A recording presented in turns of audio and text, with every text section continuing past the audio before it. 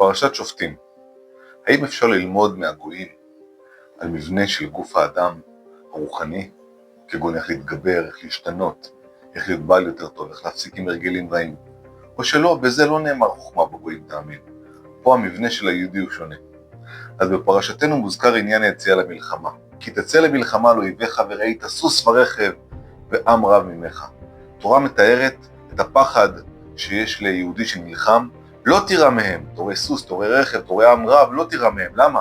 כי השם אלוהיך עמך, המעלך מארץ מצרים. הקדוש ברוך הוא איתך.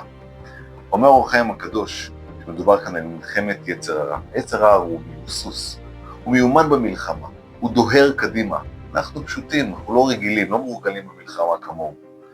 מישהו מתבונן על דרכים של יצר הרע להחטיא את האדם ועד כמה הוא מלך כסיל וזקן, באמת הוא צריך לפחד, כי אין לנו סיכוי להילחם, שהוא מאש ואנחנו מבשר אותם. אומרת התורה לפי אור החיים הקדוש, אף על פי כן לא תירא מהם. למה?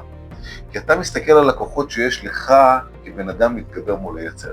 אבל בא הקדוש ברוך הוא ואומר, לא, תכניס אותי למשוואה. כי השם אלוקיך עמך, המלאכה מארץ מצרים. כשאתה לבד אתה לא יכול, אבל אם תכניס אותי למשוואה, אז 1 ועוד 1 לא חייב להיות 2. 1 ועוד 1 יכול להיות גם 10. כלומר, כל המגבלה שלנו, כי אנחנו רואים את עצמנו עם הכוחות שלנו, ואנחנו אומרים, איך אני יכול להתמודד? הנה, עובדה, ניסיתי פעם, ניסיתי 3, לא הצלחתי, אני מורגל מקטנות, ככה לימדו אותי, ככה ראיתי בחברה, וכן על זה הדרך. אבל עם הקדוש ברוך הוא אפשר לעשות הכל, המגבלה היא אצלנו. הגויים שהם עושים את החשבונות האלה, הם לא מכניסים את הקדוש ברוך הוא לתמונה. הם מסתכלים מה האדם מסוגל, מה הוא לא מסוגל, מה הוא רגיל, מה הוא לא רגיל, תורת הפסיכולוגיה, או תורת הרגלים, או כל דבר אחר. אבל התורה משנה את המשוואה, עם הקדוש ברוך הוא אפשר אחרת. היו זוג שלא היה להם ילדים הרבה מאוד שנים. החליטו שאין מה לעשות, הם לא יכולים להביא ילדים, מאמצים ילד. ימצאו ילד, הילד הגיע לגיל 6. בגיל 6, במסיבת סידור, הילד חוזר עם סידור הביתה שמח, משבע רצון, ואומר להוריו, אני עכשיו מתפלל שיהיה לי אח.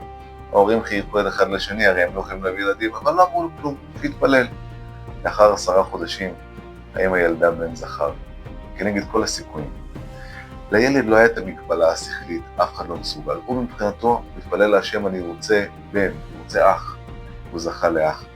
כל המגבלות שלנו אנחנו יוצרים אותם, כי אנחנו לא מכניסים את השם למשוואה, אנחנו יכולים את הכל בעצמנו.